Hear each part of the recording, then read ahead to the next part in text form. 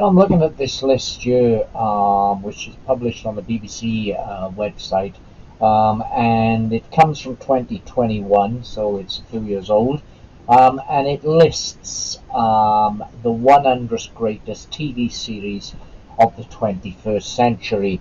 Now, it says that this poll was put together with 206 experts on television from 43 countries in order to find the greatest TV, and the list is quite interesting. I printed it out here.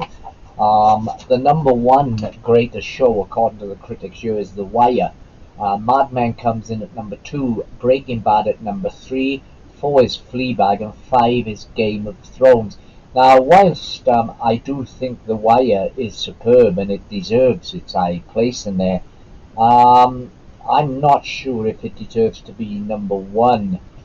Similarly, Game of Thrones at number five. Now, I think Game of Thrones largely was a failure because if you look at TV as I had many seasons a show as. What was Game of Thrones? 7 seasons? 8, I think, wasn't it? Because they split up the final season. So the last 2 seasons, which tied up the story, to me was a failure. It was rushed.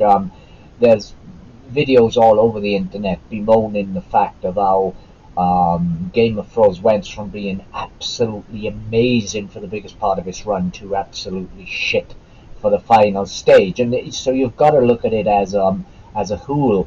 And for Game of Thrones to come in at number five, to me, is not quite right. Similarly, The Shield, which I think deserves a much higher ranking on this list, comes in at number 55, below Happy Valley, which admittedly is a great program from the BBC. That's the crime series starring Sarah Lancashire. And so it comes just above that. Happy Valley's at 54, and just after it is The Big Bang Theory, which is nowhere. The Big Bang Theory is a good comedy. Don't get me wrong; it's quite enjoyable, and I do enjoy it. But it's not, it doesn't deserve to have a placement as close to something like The Shield. But all these best of lists are subjective. 5 to 10, for instance, we said Game of Thrones is number 5, so 6 is I May Destroy You, 7 is The Leftovers, 8 is The Americans, 9 is The Office, at least though they've got the UK version and not the US version, and 10 is Succession. Interestingly, we've got Twin Peaks at number 13, but it's Twin Peaks The Return from 2017. Well, the original Twin Peaks doesn't seem to be on the 100 best list. The 100th best program, TV series ever, according to this, was the miniseries The Queen's Gambit, which was excellent, but whether it should be 100 on the best TV ever is a matter of opinion. We've got Battlestar Galactica, of course, the 2004 version, not the original 1970 series, in at number 70. Just scanning through these programs, looks of anything. The Kill in Denmark is at 78. Surely that deserves to be a lot higher. But it's an interesting list that I thought I'd want to talk about. You can find this on the BBC website. So if you want to go directly to it, it'll be www.bbc.co.uk/culture/article. And I'll leave the link to this particular article here on the description below. But what interests me about things like this is the way that we've changed the way we watch TV over recent years. I mean, when I was growing up, arguably during the heyday of television, during the 1970s and the 1980s, when the VCRs hadn't come about, so you had to be in the house sitting in front of the box, and usually the whole family did it together. The TV series that we had then, stuff like The $6 Million Man, Starsky and Hutch, The Professionals, The Rockford Files, Canon, some of these have stood the test of times. In fact, many of those I've just mentioned now, but these are more episodic and overarching story arcs which stretch sometimes along a complete season, and more often than not now across a complete series of seasons.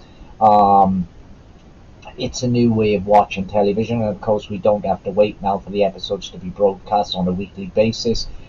Thanks to streaming, we can binge series, which is what a lot of people, I myself, do. For instance, I'm rewatching The Shield, and I've just done all 12 episodes, or was it 13 episodes of the first season over the weekend just gone, and I'll be starting on the second season tonight. So the way we consume television has changed, and the quality of television has changed as well. These days, television series are much grittier. Not any more violent, really. It's just the violence is depicted in a different way than it was during the 70s and the 80s. I mean, the 70s and the 80s were incredibly violent television series, stuff like The A-Team, that was violent. It was incredibly violent, but it was cartoonish violence. You'd see the A-Team there shooting machine guns, but never did you see anyone blown apart or bleeding. Things have changed. Television goes for a lot more. I won't exactly say realism because it's a kind of surreal realism, but it's interesting, isn't it? This 100 best shows. Um, I don't know. In fact, I don't fully agree with that list. If I had to say the best TV program ever made, I would have around the number one, probably something like Breaking Bad. I certainly have The Shield coming in at number two. It wouldn't be that high up. Yeah, The Wired being there.